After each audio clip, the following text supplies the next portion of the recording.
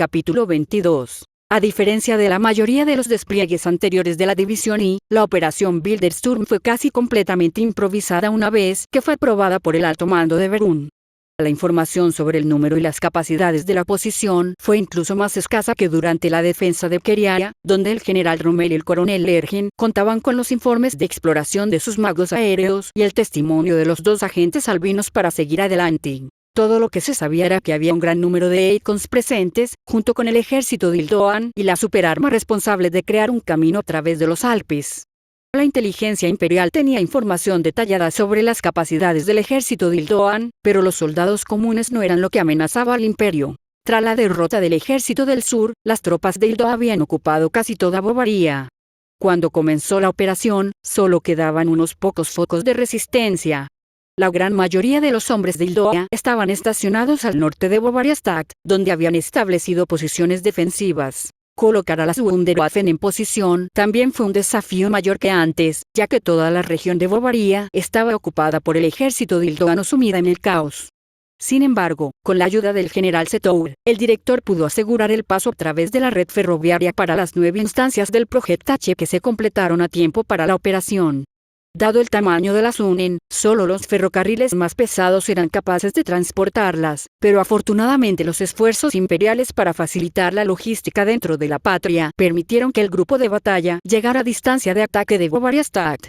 Los Untoten y los magos aéreos volaron por delante del tren durante el movimiento, asegurando la falta de presencia de Ildoan y la integridad del ferrocarril. La operación Bildersturm comenzó 3 horas después de la puesta del sol, con el fin de aprovechar al máximo la excelente visión nocturna de los supersoldados de la división y eliminar el riesgo de exposición a la luz solar para las instancias del proyecto que estaban desplegadas. Extracto del informe final de la división y análisis táctico de la operación Bildersturm, añadido a los registros el 12 de febrero de 1926. XXXX. 3 de enero de 1926, afueras de Bovariastadt. El coronel Virginio Calandro, del ejército de Hildo, marchó a lo largo del borde de las fortificaciones de sus tropas, tal como eran. Las llanuras que rodeaban Bovariastadt eran un terreno defensivo pobre, y cavar trincheras, construir torres de vigilancia y montar búnkeres no era suficiente. No deberían estar manteniendo su posición allí, no cuando el ejército imperial debe estar usando cada gramo de su considerable capacidad para reunir un contraataque a su invasión. Ni siquiera deberían estar allí en primer lugar. Deberían. Sacudió la cabeza, luchando contra un dolor de cabeza cada vez más intenso. Deberían estar atacando, sí, eso era todo. Quedarse quietos y esperar a que el enemigo viniera por ellos se sentía mal. Eran los elegidos de Dios, que llevaban su luz a tierras que habían quedado sumidas en la oscuridad durante demasiado tiempo. Deberían estar a la ofensiva. Pero las órdenes habían llegado desde arriba, de aquellos elegidos por su santidad en persona, para liderar esta gloriosa Santa Cruzada. Como coronel, Calandro tuvo la suerte de que le explicaran el motivo de su posición. Aunque el objetivo final de la cruzada era la liberación del imperio de la corrupción que lo había dominado, el mayor obstáculo para alcanzar ese sagrado objetivo era el archihereje que lideraba la división I, la fuente de todas las Wunderwaffen imperiales y la raíz de la herejía. La bruja, engendro del diablo que se hacía llamar Tanya de Gurechath, no podía tolerar la presencia de los cruzados en suelo imperial, pues con su sola presencia negaban su maldad y traían luz a la oscuridad que envolvía al imperio y cegaba a su gente ante la corrupción que ella difundía a través de sus obras blasfemas. Su influencia dependía de la imagen de invencibilidad que había construido aplastando a aquellos que ignoraban su verdadera naturaleza y carecían de las bendiciones del Señor que eran necesarias para enviarla de regreso al pozo del que había salido arrastrándose. Tenía que responder a su desafío, tenía que recoger el guante que le habían lanzado a la cara. Y si por casualidad no lo hacía, temerosa con razón del poder de los elegidos de Dios, entonces perdería igualmente. La gente de Bovariastadt sería iluminada, y una vez que vieran la verdad, la vergüenza de sus pecados los impulsaría a unirse a la cruzada, y repetirían el proceso en otros lugares, hasta que la bruja fuera acorralada en su guarida, rodeada por el imperio liberado. De repente, los soldados que lo rodeaban gritaron alarma. Una pared de niebla avanzaba hacia las trincheras a gran velocidad, a pesar de la falta de viento. Calandro reconoció inmediatamente lo que estaba sucediendo. Se trataba de la malvada brujería que había caído sobre Osfjord meses atrás y que anunciaba la caída de la entente legadoniana. Cogió la radio más cercana y gritó: «Estamos bajo ataque. El enemigo está aquí». Recibió la mitad de una respuesta, luego la niebla alcanzó el centro de comando y la transmisión se cortó. Maldiciendo, Calandro se volvió hacia los soldados que aún podía ver. Preparaos, hombres. Los herejes están llegando y nos corresponde a nosotros enviarlos al infierno, donde pertenecen. Los soldados respondieron con una prontitud encomiable, pero Calandro no pudo evitar un atisbo de inquietud. La brujería imperial había anulado de manera efectiva la mayor ventaja de sus posiciones defensivas. El terreno habría sido un gran campo de batalla para sus ametralladoras y artillería, pero sin visibilidad se habían vuelto casi inútiles. El momento de duda indigna del coronel terminó con el sonido de un gran batir de alas, mientras un caballero sagrado descendía de los cielos para aterrizar junto a los soldados. Su llegada fue recibida con un asombro silencioso.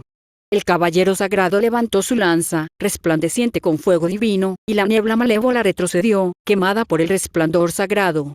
Alrededor de Calandro, los hombres vitorearon y él unió su voz al coro. Hubo un destello de luz, luego el sonido de un trueno mientras el mundo alrededor del coronel Hildoano se desvanecía. Parpadeó mientras recuperaba la conciencia, tratando de orientarse. Tenía suciedad por todas partes, junto con múltiples rasguños donde los escombros que volaban habían atravesado su uniforme, pero nada que su fe en el Señor no pudiera superar.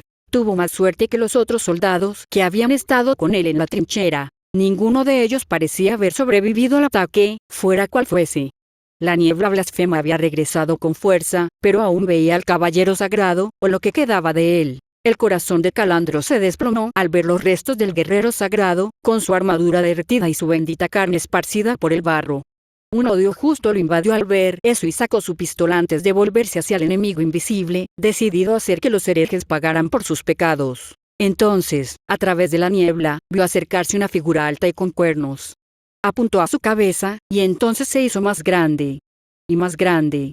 Y más grande todavía, con la tierra temblando con cada uno de sus trascendentales pasos. A pesar de todo lo que el coronel sabía, se le heló la sangre cuando se hizo evidente el verdadero tamaño del horror que se acercaba. Era enorme, más grande que cualquier máquina de guerra que Calandro hubiera visto jamás. Apenas llegaba al tobillo de la silueta, que por lo que podía ver a través de la niebla estaba cubierto de metal, y a lo lejos, se oían más pasos titánicos, junto con más estruendos atronadores. ¿Cuántos de esos gigantes infernales había convocado el imperio desde los pozos infernales? ¿Y cómo podían esperar enfrentarse a ellos? Todo fue un error. No deberían haber venido aquí. ¿Cuántos soldados habían muerto ya? No tenían por qué venir aquí, ellos. Tenían que luchar, sin importar cuán terribles fueran las probabilidades. Incluso ahora, más caballeros sagrados venían a acabar con las creaciones de los herejes. Nadie había prometido nunca que luchar por el bien sería fácil, y en esta guerra santa, las almas de los dignos se separarían de las de los inútiles a través del crisol del conflicto sagrado. Calandro escuchó el aullido inhumano de los engendros menores, que se hacía cada vez más fuerte a través de la niebla que los amortiguaba, y una risa demente resonó desde arriba. Vio que la escarcha se extendía sobre el barro, lo que le hizo comprender que el frío que sentía no se debía a la debilidad de su espíritu mortal. Con una oración en los labios, Virginio Calandro se preparó para morir por su Dios. XXXX. Una vez que el director anunció el comienzo de la operación Bildersturm, se desplegó el proyecto N para reducir la visibilidad del enemigo y suprimir sus comunicaciones. Dada la abrumadora superioridad numérica de los hildoanos, evitar que se coordinaran era absolutamente crucial, aunque el ejército hildoano era solo una preocupación secundaria al lado de los verdaderos objetivos de la operación Bildersturm. La niebla sobrenatural barrió las posiciones defensivas, impulsada por la voluntad de los ocultistas de la División Y. 5 veces más ocultistas estuvieron involucrados en este proceso que durante el despliegue anterior del proyecto Ninosfjord, ya que no solo el área objetivo era mucho más grande, debido a lo disperso que estaba el ejército hildoano, sino que existía la posibilidad de que los Eikons pudieran disipar la niebla, lo que llevó a una competencia de voluntades entre los supersoldados hildoanos y los ocultistas. Para entrenar a tantos ocultistas como fuera posible para el despliegue del proyecto N y que los participantes contaran con toda su fuerza, no se realizó ningún rito de unión durante la luna llena de finales de diciembre de 1925. A petición del director de Gurechad, se transfirió personal médico adicional y suministros al castillo Schwarzstein para ayudar al Dr. Josefka a mantener con vida a los candidatos para la inducción al proyecto W durante este retraso, aunque se esperaba que no todos sobrevivieran hasta la siguiente oportunidad de realizar el rito y otorgarles una oportunidad de restauración. Esta hipótesis resultó ser correcta, ya que se detectaron numerosas firmas de maná de tipo Eikon dentro de Bovariastad poco después del despliegue del proyecto EN, moviéndose rápidamente en su dirección. Con la presencia de los Eikon confirmada, el coronel Lergen, actuando como representante del director de Gurechad, dio la orden para que comenzara el resto de la ofensiva. Los 21 token que se habían reunido para la operación ingirieron de inmediato sus dosis asignadas de Endlosenach y se elevaron a los cielos para encontrarse con los Eikon, mientras que los Werwolf cargaron, avanzando entre las sombras de las 9 instancias del proyecto H que se habían completado a tiempo para la operación XXXX. 3 de enero de 1926, afueras de Bovariastad. Frieda caminó por el campo de batalla como un titán de una antigua leyenda, y a pesar de todo lo que estaba en juego en esta batalla, no pudo reprimir la parte de ella que se exaltaba ante el poder que poseía en ese momento. Su montura estaba revestida con un grueso blindaje de tanque, y los 2 magos que la montaban estaban listos para lanzar escudos capaces de desviar los proyectiles de artillería en cualquier momento. Completar la armadura de los 9 Unen había sido un desafío incluso para los ingenieros de la división I, que estaban acostumbrados a que se les pidiera lo imposible. Pero gracias a la hechicería logística del general Setour, que, francamente, en opinión de su Frieda, era tan impresionante como todo lo que había presenciado en el castillo Schwarzstein, y algunos hechizos Natsadi reutilizados destinados a navegar por su mundo natal en ruinas, lo habían logrado. ¿Quién sabía qué usos civiles podrían tener estos hechizos, si tan solo el esfuerzo bélico no consumiera todos los recursos disponibles? Todavía era un trabajo apresurado, y los ingenieros probablemente comenzarían a trabajar en una mejor versión tan pronto como despertaran del coma en el que habían caído después de la partida del grupo de trabajo. Ninguno de ellos había dormido en 3 días en ese momento para tener todo listo a tiempo. Pero, con o sin prisas, la armadura era tan eficaz como impresionante. Sabía cómo lucía Lune visto desde el suelo. Un gigante con cuernos de acero ennegrecido, de casi 18 metros de altura, con su piel metálica inscrita con símbolos resplandecientes. Sin embargo, las hazañas de ingeniería que se habían realizado para preparar el exterior de la Wunderwaffe palidecían en comparación con las que se habían empleado para crear los medios para controlarla. La cámara de pilotaje en la que Frieda estaba atada era estrecha hasta el punto de provocar claustrofobia. Antes de su implantación en la carne de Une, había sido un ovoide metálico, cubierto de sigilos y circuitos grabados.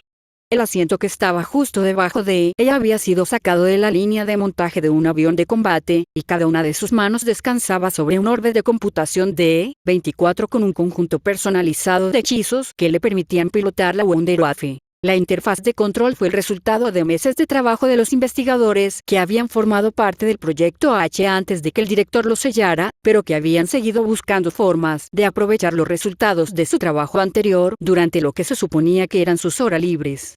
Al final, habían logrado elaborar un diseño adecuado para presentarlo a su jefe, quien, tras el fracaso del proyecto S y los posteriores acontecimientos en Kemet, había decidido aprobar su construcción. Por supuesto, Frieda no podía ver el interior de la cámara en ese momento.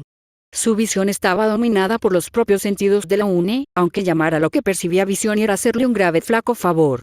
Su cerebro humano solo estaba interpretando señales de sentidos que ninguna criatura viviente en la Tierra poseía, que estaban fuertemente filtradas por los hechizos de interconexión, de una manera que ella podía entender. La niebla del proyecto N no era un obstáculo para las percepciones combinadas de la UNE, permitiéndole ver el campo de batalla en lo que el director había llamado visión térmica cuando se lo habían descrito después de la prueba de la interfaz de comando.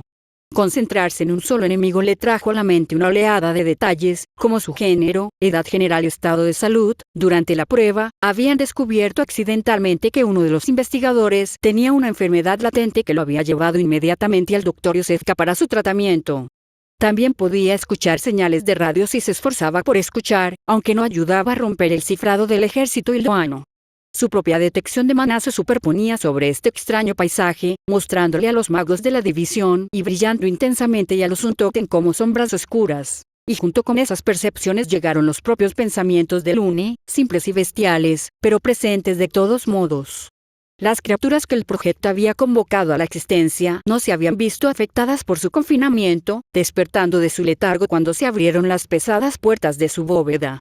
Sin embargo, en lugar de atacar de inmediato, habían reaccionado a la presencia del director de la misma manera que los perros podrían responder a la presencia de su amo, aunque nadie en su sano juicio habría comparado los sonidos que habían hecho con el ladrido de un perro. Gracias a que el director había mantenido a los Unen en paz, los ocultistas habían podido instalar las interfaces de mando y Frieda había podido experimentar por primera vez la mente de su montura. No era consciente, eso era evidente. Tal como habían sospechado los investigadores, los Unen eran animales inteligentes con instintos alienígenas que no entendían el mundo que los rodeaba. Sin embargo, con la guía de una mente humana, podían permanecer tranquilos incluso sin la presencia del director para intimidarlos. En ese momento, la UNE se sentía, feliz probablemente no era la palabra correcta. Contenta, eso era.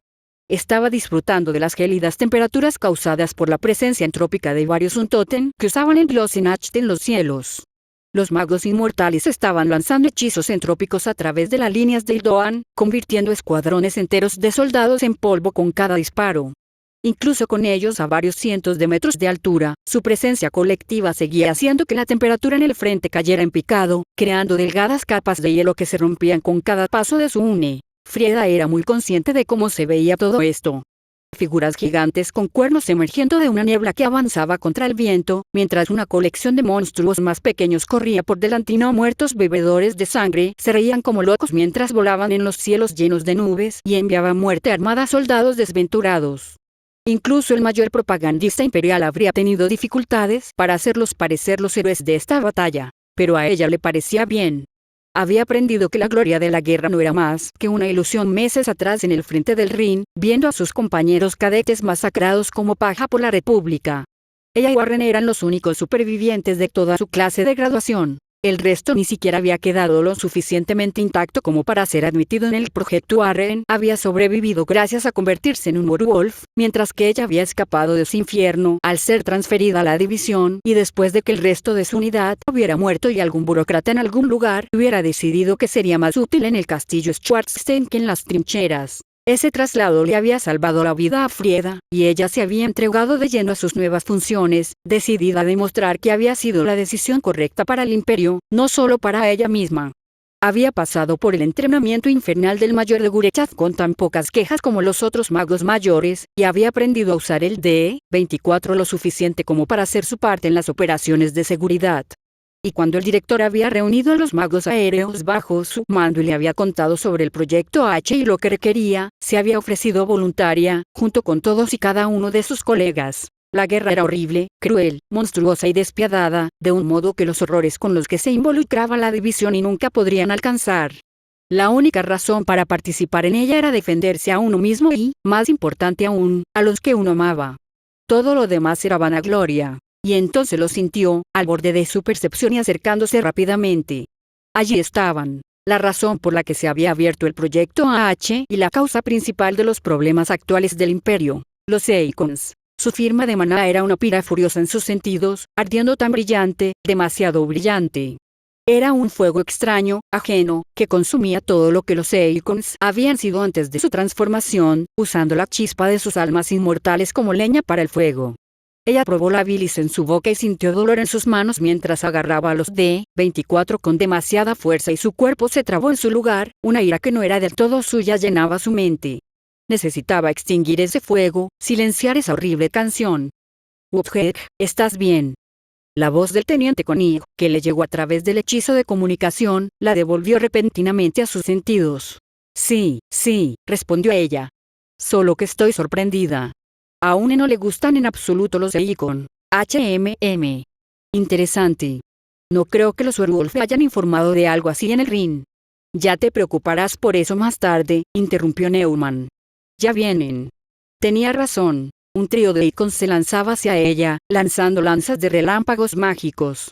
Sintió que Koenig y Neumann reaccionaban, su entrenamiento se puso en marcha antes de que el pensamiento consciente pudiera siquiera registrar el ataque.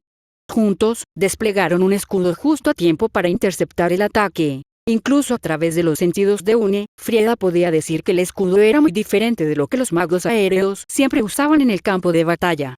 Las barreras mágicas estándar usaban el maná del mago para crear una burbuja que era infranqueable tanto para los proyectiles sólidos como para la magia, y la fuerza del mago era directamente proporcional a la resistencia de la barrera. Desde afuera, parecían una esfera translúcida, apenas visible cuando no estaba bloqueando algo activamente si no podía sentir el maná involucrado. El hechizo de los dos tenientes, lanzado a través de sus D-24, era una bestia completamente diferente. Después de los eventos de Arene, el director había ordenado a los investigadores de la división que desarrollaran contraataques para los Eikons que no involucraran el uso de Cosmos Blood y Drossinacht. El intento de encontrar una forma de cancelar las mejoras otorgadas a los Eikons por cualquier proceso repugnante que los creara había fracasado, pero el trabajo de los investigadores no había sido completamente infructuoso. Después de muchas noches de insomnio alimentadas por café, había una razón por la que se bromeaba sobre la bebida para que tuviera su propia línea en los informes de presupuesto de la división y habían diseñado una fórmula de hechizo que debería permitir que un mago aéreo resistiera la producción de maná mucho mayor de los Eikons. Konig y Neumann eran magos poderosos, pero no podían esperar resistir el bombardeo repetido de los Eikons usando un caparazón de mago estándar. Podrían haber sido capaces de bloquear uno o dos ataques, pero eso sería todo. En cambio, el hechizo que usaron abrió brevemente un agujero en la estructura misma de la realidad. Durante un periodo de tiempo menor que un parpadeo, hubo un vasto espacio de nada entre la montura de Frieda y los Eikons, que absorbieron el ataque, enviándolo a otra dimensión con solo un gasto mínimo de maná. Era difícil lanzar el hechizo. Se requería una coordinación y un ritmo increíbles para interceptar el ataque. Konig lo había comparado con disparar una bala al aire. Y si los lanzadores se distraían y perdían el control al mismo tiempo, las consecuencias podían ser catastróficas. Si no fuera por el entrenamiento incansable del mayor, nadie hubiera pensado siquiera que fuera posible lograrlo con algún grado de consistencia. Pero vaya, se veía impresionante. Especialmente cuando se percibía a través de los sentidos sobrenaturales de un Uni. Los ojos humanos simplemente veían una oscuridad total cuando se usaba el hechizo, y los magos percibían maná en el borde del área bidimensional afectada y absolutamente nada dentro de ella. Pero su montura podía sentir el enorme agujero en la realidad y escuchar a las cosas que se escabullían del otro lado mientras gritaban en longitudes de onda que ningún dispositivo creado por el hombre podría captar. Por supuesto, los dos magos mantenían en marcha sus propios hechizos de barrera personales al mismo tiempo, por si acaso un francotirador hildoano decidía intentar dispararles. La destreza de lanzamiento del D-24 estaba, como siempre, muy por encima de todo lo que poseía el resto del mundo. Bueno, excepto los Eikons, pero hasta donde los investigadores que habían realizado la disección de los especímenes capturados habían podido decir, no necesitaban ningún catalizador arcano para usar sus prodigiosas reservas de maná. Ahora, gritó Konig mientras el escudo caía y Frieda se preparaba para contraatacar. Si bien los Unen habían sido peligrosos antes de ser encerrados, su destreza en combate actual eclipsaba todo lo que habían sido capaces de hacer antes. Haría falta mucho más que unos pocos Werwolf y un mago aéreo, ciertamente dotado, para derrotarlos ahora. El brazo izquierdo de Lune terminaba en una monstruosa garra capaz de estallar en tentáculos, no muy diferente a las del Werwolf tipo pesadilla, que también formaba parte de la operación, en algún otro lugar de la niebla. Y en su mano derecha, sostenía una versión a mayor escala del rifle de energía de la infantería de la división I, llamado cañón M625. El arma estaba completamente fusionada a la armadura de la extremidad, y en la parte superior del brazo se encontraba el generador de energía del que provenía la enorme oleada de corriente que recorría el cristal azul del cuerpo principal del cañón. Con un pensamiento, Frieda levantó el cañón hacia los tres Eikons y lanzó un hechizo de orientación modificado para asegurarse de que su disparo acertara. Luego activó el arma y un rayo de luz cerúlea del ancho de un proyectil de artillería estalló, cegándola momentáneamente. Cuando su visión se aclaró, no quedaba nada de los tres supersoldados hildoanos. Algo anda mal, dijo Konig. ¿Dónde están los magos de Hildoan? Los Eikons pueden ser más rápidos, pero ya deberíamos poder detectar sus firmas de maná. ¿No se han convertido todos en Eikons? Respondió Frieda mientras disparaba otro rayo de energía a un grupo de Eikons que bombardeaban otro Uni a su izquierda. Dos de los supersoldados hildoanos desaparecieron, mientras que el tercero cayó al suelo, con un trozo de su cuerpo desaparecido. Si así fuera, nos habríamos enterado de algo antes de que declararan esta estúpida cruzada. Después de lo que pasó en Francois, nuestros agentes de inteligencia en Hildoa sabían que debían estar atentos a cualquier desaparición o reasignación sospechosa. Así que o bien se equivocaron de verdad o los magos aéreos del reino están en otro lugar, terminó Neumann con tristeza. Genial. Como si tuviéramos que preocuparnos por algo más. El director sabrá qué hacer, dijo Frieda, ordenando a su montura que avanzara mientras desataba los tentáculos de su brazo izquierdo para reducir a un tanque hildoano que intentaba embestirla por los tobillos. Por ahora, asegurémonos de que nuestra parte del plan funcione. XXXX. El despliegue combinado de los proyectos Nebel, Werewolf, Untoten y Unen, el mayor número de proyectos distintos jamás desplegados simultáneamente, resultó ser tan eficaz como se esperaba. A pesar de la influencia alucinante de los Eikons, que impidió que los soldados entraran en pánico, las líneas de hilo se derrumbaron de inmediato. La capacidad de los Werewolf para detectar la presencia de los demás no se vio afectada por el Proyecto N, como se estableció durante las pruebas. Véase el informe NW8 para más detalles. Con la artillería de Ildoan deshabilitada por el Proyecto N o centrando su fuego en los Unen, los Werewolf tenían libertad para moverse a través de las trincheras de Ildoan sin oposición, y la infantería de Ildoan hizo tan poco por frenarlos como todas las tropas no reforzadas en enfrentamientos anteriores. Los nuevos tipos Nightmare y Efred demostraron ser especialmente devastadoramente efectivos, y cada uno de ellos logró cientos de muertes enemigas con sus ataques de amplio alcance. Decenas de Icons se unieron a la batalla. Los recuentos posteriores a la batalla situarían su número total en la fuerza invasora en más de 200. Eran más disciplinados que en encuentros anteriores, y los Untoten que habían luchado contra ellos en el frente del Rin confirmaron más tarde que sus habilidades también eran mayores, no solo su producción de maná. Ya sea por esto o por el adoctrinamiento de los Ildoanos, no se repitieron los incidentes de fuego amigo observados durante el segundo despliegue de los Eikons. Aunque el ataque había atraído todas las miradas enemigas, la ausencia del director entre los combatientes combinada con la confusión en la línea del frente impidió que la superarma encargada de abrir un paso a través de los Alpes disparara. Con esto confirmado, comenzó la segunda parte de la operación Bildersturm. XXXX. 3 de enero de 1926, Ciudad Imperial de Bavariastadt. Antes de que comenzara la operación, Sera ya había sido enviada por delante de la fuerza principal, deslizándose hacia Bavariastadt al amparo de la madrugada. Se había ofrecido voluntaria para la misión, junto con un puñado de otros magos. Era la única Natsadi del grupo, tras haber argumentado con éxito que su experiencia de escabullirse en entornos llenos de monstruos que podrían matarla inmediatamente si la encontraban podría ser utilizada en la ciudad infestada de Icon. Finalmente, el director había accedido a darle esta oportunidad de demostrar su valía. Se había quedado en las sombras, evitando usar incluso un destello de magia, sabiendo que los Eikon la detectarían de inmediato si lo hacía. Y aunque solo había estado allí un par de horas y nunca había estado en una ciudad propiamente dicha antes, el pueblo cerca del castillo Schwarzstein era diminuto en comparación, incluso si albergaba más gente de la que había visto en toda su vida antes de que la Dama de las Estrellas hubiera salvado a su gente. Era obvio que las cosas estaban muy mal en Bavariastadt. A pesar de que era tarde y de que se oían los ruidos de la batalla que venían del norte, las calles estaban llenas de gente. Había miles de personas en la calle, pero no iban a ninguna parte. Estaban de pie en las calles o arrodilladas en el pavimento, cantando lo que Sera ya estaba bastante segura de que eran oraciones. Hacía poco que había conocido el concepto de religión y, aunque no estaba prohibido, no se fomentaba exactamente en la división y las mismas oraciones, repetidas una y otra vez por hombres, mujeres y niños con los ojos muy abiertos e inyectados en sangre, todos ellos con aspecto exhausto. Este era el adoctrinamiento que el teniente Koenig había descubierto durante su investigación en la tierra de Francois y del que Sera ya había sido advertida. Era inquietante en extremo. Incluso después de todo lo que Sera ya había presenciado en su vida, nunca había visto algo así. Los monstruos de Nazaduni habían matado y mutilado, pero ni siquiera Karlsewog había sido capaz de tal violación de la mente de sus víctimas. Había vislumbrado rostros asustados que miraban por las ventanas durante las reuniones antes de correr apresuradamente las cortinas. Así que al menos no todos se habían visto afectados todavía, pero era un pobre consuelo para los que ya habían perdido a sus seres queridos. Esperaba que el director encontrara una manera de ayudarlos. Cuando escuchó los sonidos de una batalla lejana, se elevó al aire. Ahora que los Eikons se habían puesto en movimiento para enfrentar el ataque, podía volar con menos riesgos de ser derribada, y el desorden de firmas de maná que tantos Eikons habían creado estaba comenzando a aclararse. Al otro lado de la ciudad, los otros infiltrados estaban haciendo lo mismo.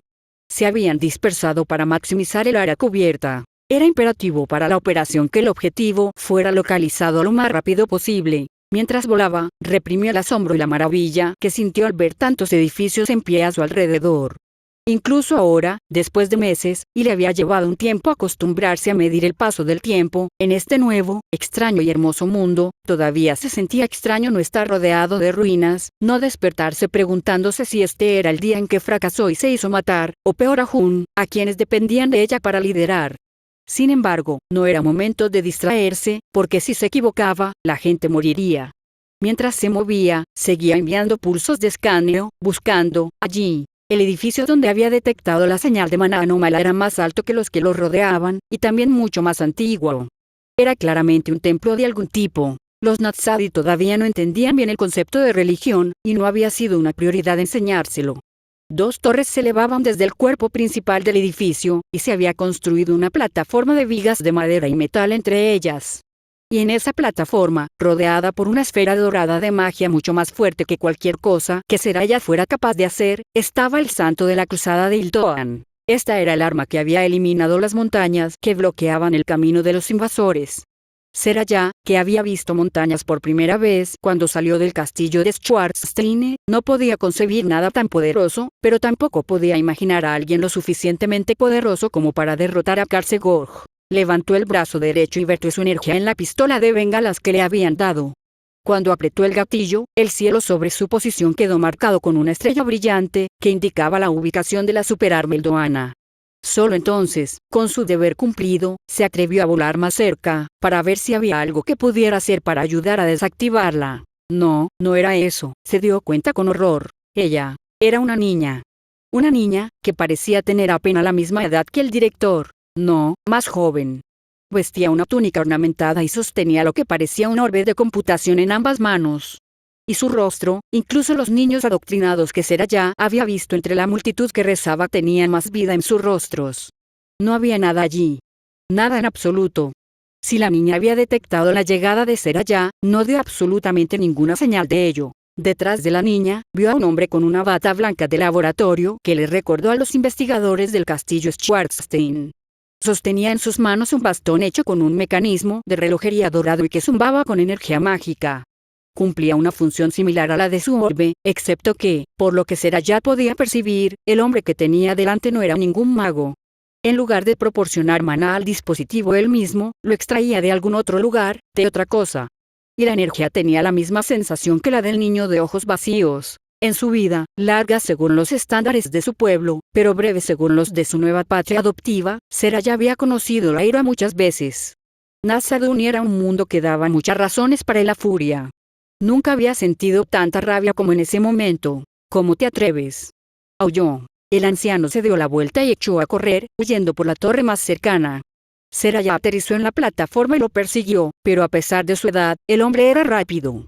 De hecho, estaba corriendo por las escaleras tan rápido que era un milagro que no se hubiera caído y roto su miserable cráneo. Ella lo habría alcanzado rápidamente, pero en el momento en que entró en la torre para perseguirlo, su maná de repente se sintió lento e insensible, y luego, una voz retumbó en su cabeza, cada palabra como un golpe de martillo. Tropezó, casi cayendo al suelo, cuando la voz, que era una voz de la misma manera que el santo era un niño, habló. Sin valor, hereje, arrodillarse. Yo soy Seraya. Gritó mientras se hundía el cuchillo en la mano izquierda. El dolor hizo que su mente se olvidara de aquella voz abominable. Hija de Nazaduni. Guerrera de la Dama de las Estrellas. Y no me arrodillo. Se arrancó el cuchillo de la carne y apuntó con la hoja ensangrentada al anciano. Este levantó su bastón, que brillaba con una luz dorada. Vete de aquí, Satanás. Gritó con los ojos muy abiertos y llenos de odio. No tiene lugar en esta casa de Dios.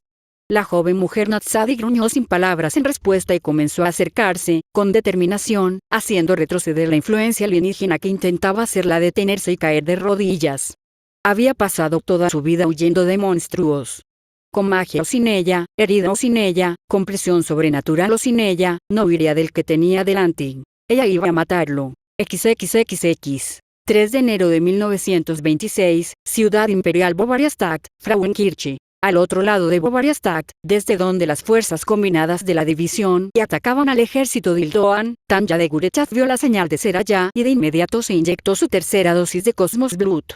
Ella y un grupo de compañeros selectos habían logrado atravesar la ciudad sin ser detectados y ahora era el momento de que cumplieran su parte en la operación Bildersturm y, si fracasaban, todo lo que habían hecho hasta entonces habría sido en vano. Al percibir la repentina oleada de poder procedente del sur, los Seikons que los señores de la cruzada habían mantenido en reserva en los muros de la ciudad volaron hacia la Dama de las Estrellas, mientras los cielos sobre la ciudad se agitaban con nubes negras y doradas a medida que se enfrentaban las influencias sobrenaturales opuestas. Medio centenar de caballeros sagrados se interponían entre la dama y su destino, cada uno de ellos rehecho en uno de los lugares más sagrados del mundo, y su producción de maná aumentaba aún más gracias a los cuidados del doctor Eschugel. Eran el puño del Señor al que servían en cuerpo y alma, y los cuerpos de magos aéreos de países enteros se habrían derrumbado ante su poder. Pero la Dama de las Estrellas voló con su espada de luz de luna en la mano y sus compañeros de confianza a su lado. Sera ya no era la única Natsadi que se había jurado lealtad a quien los había liberado de su miserable existencia. 8 magos de piel de carbón volaron junto a la Dama de las Estrellas, sosteniendo un orbe de computación de 24 y ardiendo con poder. Los Natsadi no podían igualar a los Seikons uno a uno, pero trabajaron juntos para apuntar a aquellos que lograron atravesar las defensas de la Dama de las Estrellas o intentaron flanquearla. Las fórmulas de hechizos diseñadas para repeler a los monstruos de su mundo natal y mejoradas para los estándares imperiales interrumpieron el maná de los falsos ángeles, enviándolos a estrellarse contra la ciudad de abajo. Allí estaba también la teniente Cerebr Yakov, con su segunda dosis de Endlosinach alimentando su poder inmortal, junto con la sangre de su señora que había bebido justo antes de la batalla. La maga rusa exiliada tenía una figura casi tan terrible como la de su superiora, rodeada por la luz negra del hambre de un sol colapsado que también llenaba sus ojos. La Natsadi tuvo que mantenerse alejada de ella para evitar morir congelada, ya que el aire a su alrededor descendió a temperaturas casi bajo cero, lo que provocó que una lluvia de cristales de hielos la siguiera a medida que avanzaba. Solo la proximidad de la Dama de las Estrellas la mantuvo alejada del frenesí, cuya presencia sirvió como ancla para la cordura de la Untote, pero esto no la hizo menos aterradora. La muerte misma estaba a sus órdenes, los efectos de Endlosinach amplificados por la vida alterada del director para crear una semidiosa de oscuridad y entropía, aunque fuera brevemente. Lanzas de no luz brotaron de sus manos, convirtiendo a los Seikons en polvo en un solo latido, y sus colmillos atravesaron sus armaduras sin pausa, su fuerza muy por encima de las de los Seikons, a pesar de ser la mitad de su tamaño. Lo único que frenaba a Victorilla era tener cuidado de no lanzar sus hechizos en la ciudad. Los Seikon lucharon bien, mejor que los que la Dama de las Estrellas había masacrado durante la liberación eclipsada. Pero no fue suficiente. Murieron en masa, los sobrevivientes fueron enviados a estrellarse contra las calles mientras los atacantes seguían avanzando. Sin embargo, no necesitaban ganar. El plan de la congregación para lidiar con la Dama de las Estrellas siempre se había basado en su arma definitiva. Todo lo que los Seikons tenían que hacer era mantenerla a raya el tiempo suficiente. Cuando el maná dentro de la catedral aumentó repentinamente, la Dama de las Estrellas abandonó la precaución y se apresuró a avanzar. Sus compañeros abrieron un camino para ella y evitaron que los Seikon restantes la atacaran por la espalda mientras volaba a toda velocidad, volando sobre el río que cortaba Bovariastat en dos y habría detenido a sus aliados no muertos en cualquier caso. La prisa de su paso destrozó ventanas y lanzó pequeños objetos por los aires, pero cuando la energía alcanzó su punto máximo, parecía que no iba a ser lo suficientemente rápida. La santa reunió un poder que no era suyo, su cuerpo se movió en respuesta a compulsiones alienígenas. Pero antes de que pudiera disparar la terrible arma que destruiría a la Dama de las Estrellas, a sus aliados y a la mitad de Bovariastat, la sangre vital de Adelaide von Eschugel se derramó sobre el altar debajo de ella como será ya, herida y exhausta por su batalla con el guardaespaldas Seikon del científico loco, pero aún victoriosa y vengativa. Con este acto singular, la consagración de la catedral se desalineó y, solo por un momento, la santa vaciló. La Dama de las Estrellas podría haber aprovechado esa oportunidad para derribar el recipiente del poder de su odiado adversario. De hecho, su lado racional le gritaba que hiciera precisamente eso, que sopesara los costos y los beneficios y tomara la decisión obviamente correcta. Sin embargo, por mucho que se lo negara, incluso a sí misma, el alma que era Tanya de Gurechaf había cambiado, tal vez tanto como la carne que la albergaba. Había ganado camaradas en los que confiaba y una comprensión mucho mejor de las personas. Como resultado, sus propias emociones habían crecido y, aunque no era ni nunca sería normal, lo que sea que esa palabra pudiera significar, ya no era el demonio de sangre fría que, una vez, tanto había asustado a Erich von Lerchen. Y la persona en la que se había convertido no mataría a un niño, ni siquiera para salvar al imperio. La espada de luz de luna descendió y golpeó la lágrima de la Trinidad con un sonido como el repique de campanas celestiales al romperse.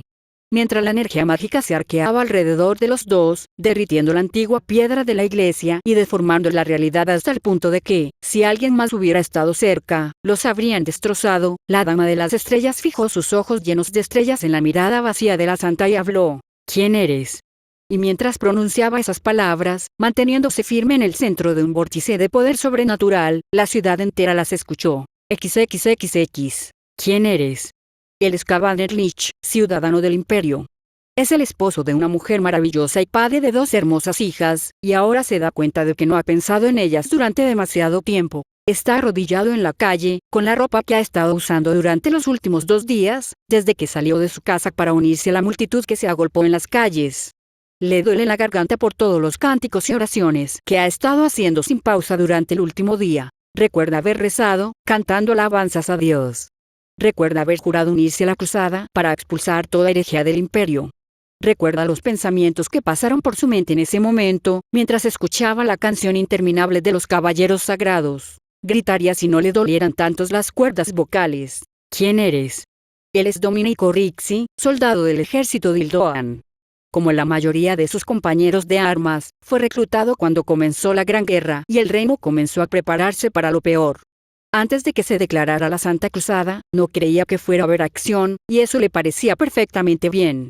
Cuando era joven, su abuelo le contó su propia experiencia con la guerra, y aunque sabe que el anciano se abstuvo de contarle cosas realmente complicadas, fue suficiente para provocarle pesadillas. Se da cuenta de que en algún momento se olvidó de eso. Domenico mira su rifle.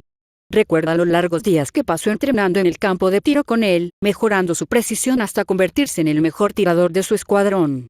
Recuerda sentirse orgulloso de eso. Recuerda haber disparado con él a los soldados imperiales que intentaban rendirse durante la marcha a través de los Alpes.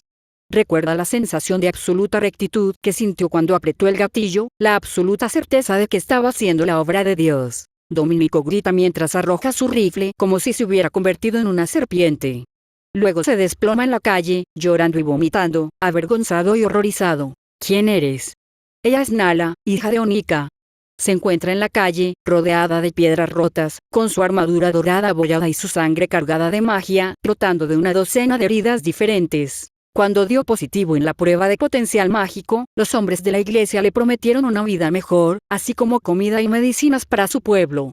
El sacerdote local siempre fue amable y servicial con su gente, por lo que ella aceptó la oferta. La sacaron de su hogar en una de las colonias de Franquis en el continente sur y la entrenaron para usar sus dones. Cuando estuvo lista, la llamaron a ella y a otras 11 personas para que salieran del cuartel de entrenamiento y entraran en el edificio más grandioso que jamás había visto. Escuchó al sacerdote Franquis mientras hablaba. Sintió que la luz descendía desde lo alto y la envolvía, antes. Ahora recuerda. Ella no quería esto. No era lo que había aceptado. No era estúpida. Sabía que los señores coloniales de su aldea querían soldados. Estaba dispuesta a aceptarlo, incluso si eso significaba convertirse en una asesina, siempre y cuando su gente se beneficiara de ello. Pero eso no es lo que pasó. La congregación no la entrenó para que fuera maga. Intentaron destruir todo lo que era y convertirla en una marioneta obediente. Se supone que un soldado debe proteger, y ella no lo ha hecho. Se supone que un soldado debe seguir las leyes de la guerra, y no lo ha hecho. Ha quemado y masacrado. Ha esclavizado y destruido. Y mientras lo hacía, pensó que era bueno. Nala grita, y sus alas ardientes cambian al color de la luz de la luna, mientras su armadura dorada se vuelve negra al color del hollín. XXXX. ¿Quién eres? En lo alto de la catedral de Bovariastat, la niña que había sido sacada de los orfanatos de la Santa Sede y convertida en arma por los ritos del arzobispo Mejubais y los cuidados del doctor Schuhel gritó con un sollozo desgarrador. Todo lo que ella era había sido borrado por la luz dorada, hasta su propio nombre. Pero la chispa del libre albedrío que hace que los humanos sean lo que son todavía estaba allí, porque si bien se la puede enjaular, encadenar y atormentar hasta el punto de romperse, nunca se la puede borrar del todo, no sin destruir lo que el Señor de los cielos requirió en sus elegidos. Ahora esa chispa contraatacó, encendida por la luz sobrenatural de la Dama de las Estrellas, y la niña sin nombre gritó. Nunca recordaría lo que le habían arrebatado, porque la luz lo había quemado por completo. Pero en ese momento, recuperó su albedrío y, al hacerlo, dejó de ser la santa. Soltó el orbe maldito, la lágrima de la Trinidad, y retrocedió, desplomándose de espaldas, con el cuerpo destrozado por los sollozos.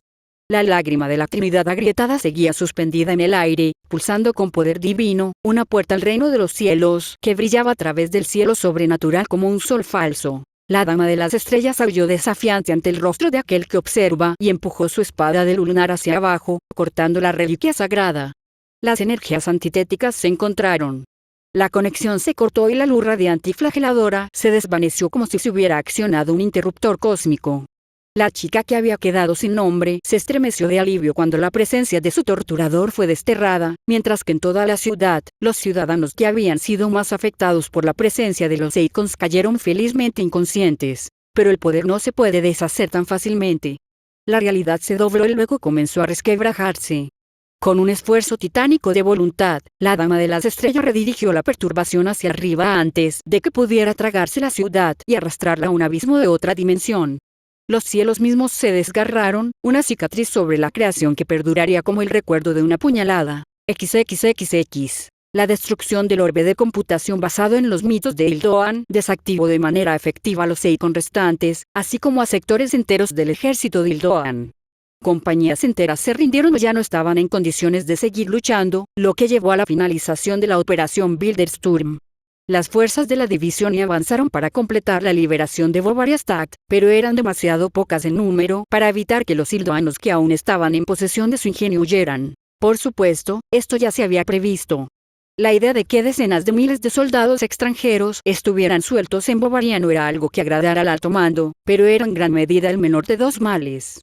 Con poco conocimiento sobre los mecanismos de las habilidades de adoctrinamiento de los Eikons, se habían hecho preparativos para cada escenario, desde una retirada ordenada hasta una última resistencia fanática, incluso un suicidio y más a un intento de purgar a la población civil de Bovariastat, que fue en parte la razón por la que la división se movió inmediatamente para asegurar la ciudad.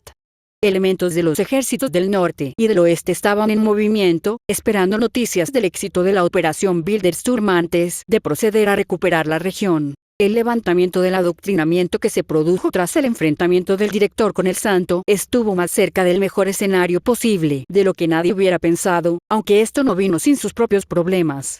El ejército de Ildoan reaccionó a su repentina libertad de diversas maneras, y una parte no insignificante comenzó a huir de regreso a su tierra natal. La división no pudo hacer mucho para detenerlos, pero aunque el Reich tenía pocas razones para oponerse a la partida de los soldados rasos, hubo quienes intentaron huir a quienes no se les podía permitir escapar. XXXX. 3 de enero de 1926, en algún lugar al sur de Bovariastat, la cabo Carla Bott observó cómo su objetivo emergía de los restos en llamas del coche al que había lanzado con cuidado una granada. Ahora que había adoptado su forma de viuda, no podía sonreír, pero realmente quería hacerlo. Cuando se hicieron los preparativos para la operación Bildersturm, el coronel Legion había advertido sobre el riesgo de que los cabecillas escaparan. Al fin y al cabo, el objetivo de la operación era acabar con la superarma que había abierto un camino a través de los Alpes. Pero si los responsables de la repentina caída de la Santa Sede y del reino de Ildoan en la manía religiosa conseguían escapar, podrían empezar de nuevo en otro lugar. No estaban seguros de que los cabecillas hubieran acompañado al ejército de Ildoan, pero existía la posibilidad de que fuera necesario abordar la situación.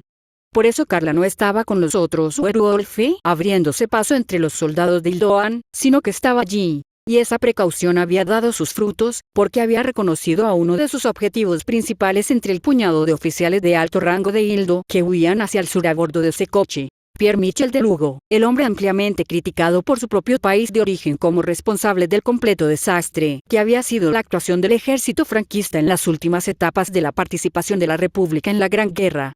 La granada que había lanzado, su forma de viuda era rápida, pero no lo suficientemente rápida como para alcanzar a un vehículo militar, había matado o incapacitado al resto de los pasajeros del coche, todavía podía oír los latidos del corazón, aunque ninguno de ellos era muy fuerte, pero de Lugo parecía haber salido del choque relativamente ileso. El viceministro caído en desgracia se quedó helado al verla emerger de entre las sombras, con su caparazón negro iluminado solo por las estrellas y el fuego parpadeante que encendió la explosión. Para su crédito, no parecía tener ningún miedo a pesar de estar frente a un horror sacado de una pesadilla. Carla era lo suficientemente consciente de sí misma como para saber cómo era su forma transformada, simplemente no le importaba. «Ríndete, de Lugo», gritó, sabiendo que su voz por sí sola habría acabado con el coraje de la mayoría de los hombres. «Tu arma ya no existe y tus espantapájaros dorados se han roto. El ejército de Ildoan será aplastado muy pronto. No tiene sentido ir. A diferencia de ti, nosotros respetamos las leyes de la guerra. No tendrás que temer por tu vida si depone las armas, al menos no hasta que termine tu juicio». Él se rió en respuesta, el sonido era salvaje y enloquecido pero lleno de una convicción innegable. ¿De verdad crees que tus amos infernales han ganado, monstruo? Esto no ha terminado. La voluntad de Dios no se puede negar tan fácilmente. Tu Dios es un fraude, respondió Carla entre dientes. Y tú y tus asociados sois unos tontos por creer en sus mentiras. No tenía ninguna duda de que De Lugo contaba con el favor de algún tipo de entidad. Los Eikon y el santo no habían surgido de la nada. Simplemente no creía que el patrón de Lugo fuera algo a lo que alguien cuerdo elegiría servir por voluntad propia. Por otra parte, era dudoso que De Lugo tuviera algo de eso todavía. Después de todo, él habría estado entre aquellos que habían estado expuestos por más tiempo al efecto de adoctrinamiento de los Eikon. Di lo que quieras. La congregación de Miguel hace su voluntad. Y aunque tu vil señor ha derribado a su santo y ha masacrado a los nobles cruzados con tus repugnantes hechicerías, su martirio no será en vano. Él no lo permitirá. Todo lo que ha logrado hoy es apartar de un manotazo la mano con la que él se acercó para dar la bienvenida al imperio de nuevo a su abrazo. Ahora, todo lo que queda es que el fuego sagrado limpie esta miserable tierra. Entonces no te rendirás. Diría que es una lástima, pero mentiría. Muy bien. De Lugo sacó su espada. A pesar de que la hoja era ceremonial, incluso en el brutal combate cuerpo a cuerpo de las trincheras, las espadas habían caído en desuso hacía tiempo frente a la pala, mucho más práctica. Estaba claro que De Lugo sabía cómo usarla por su postura. Además, fuera lo que fuera, esa espada no era un simple acero de Hildoan. No tenía ninguna duda de que era capaz de hacerle daño, incluso de matarla si era descuidada. Pero no tenía intención de serlo. Si bien sus órdenes habían sido traer a sus objetivos con vida para investigar el alcance total de la participación de la Santa Sede en esta supuesta cruzada, la mayor había dejado en claro que ese era un objetivo muy secundario en comparación con evitar su escape. Además, De Lugo y su congregación habían quemado suficientes puentes con sus acciones como para que nadie hiciera un escándalo por su ejecución sumaria. No había ningún artículo en las leyes de la guerra que prohibiera el control mental de una ciudad entera, pero poner deliberadamente en peligro a civiles estaba en un lugar muy alto de la lista de posibles crímenes de guerra. Como mucho, el presidente François podría protestar simbólicamente por no haber sido capaz de firmar él mismo la orden de ejecución del deshonrado viceministro. La transformación de Carla en una mujer lobo había venido acompañada de un debilitamiento general de sus emociones. Todavía podía sentir, pero la intensidad de todo se había reducido, o tal vez se había ralentizado, era una mejor descripción. Sin duda, la hacía más adecuada para lo que los investigadores que trabajaban en el proyecto W estaban casi seguros de que la tipo viuda había sido diseñada, ya que podía permanecer al acecho durante horas, incluso días, sin aburrirse ni enojarse. Y sin embargo, mientras se preparaba para matar al hombre que tanto daño había hecho a la patria, no podía negar la fría alegría que sentía. XXXX. Notas del autor. Para aquellos que no tienen la paciencia de consultar el traductor de Google, Operación Bildersturm se traduce como Operación Iconoclasia. Sí, lo sé, Tanya no está siendo precisamente sutil. Toda la escena de Tanya enfrentándose a la Santa se inspiró en la canción Veraskri de Kamikat, disponible en YouTube. En cuanto a la identidad de la Santa, bueno, tenía varios candidatos en mente, pero finalmente me di cuenta de lo mucho más acorde con la marca, que sería que la Santa no tuviera nombre. Después de todo, ¿no es este el destino que el ser décimo quería para Tanya en el canon? Los Unen están basados en los ángeles de Cthulhu-Tech, específicamente en el tipo Seraph.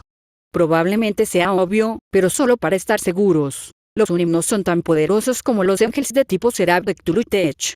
La tecnología del Reich no se acerca ni de lejos al nivel del nuevo gobierno de la Tierra, y aunque la magia funciona de formas completamente diferentes en Cthulhu-Tech, eso no es suficiente para compensar la diferencia. Dicho esto, los Unim siguen siendo mechas biológicos gigantes armados con cañones de energía, tentáculos con la fuerza para aplastar un tanque, como si fuera cartón y un escudo mágico gracias a los 2 magos aéreos asignados para apoyar a cada uno. Además, si alguna vez viajaste en tren y pensaste que era estresante porque un niño lloraba, intenta imaginar cómo era la presión arterial de la tripulación encargada de transportar a los Unen a través del país. Los ocultistas tuvieron que pasar todo el viaje manteniendo a los monstruos en silencio. La piloto de UNE que aparece en este capítulo, Frieda Woodhead, está basada en un miembro del regimiento de Tanya que solo existe en el manga, donde se la suele llamar la novata, debido a que se unió al grupo al mismo tiempo que Gramps. Después de preguntar, no creo que tenga un nombre canónico, así que inventé uno. El coronel Virginio Calandro también es un personaje canónico, pero con nombre, que aparece en los últimos volúmenes de la novela ligera.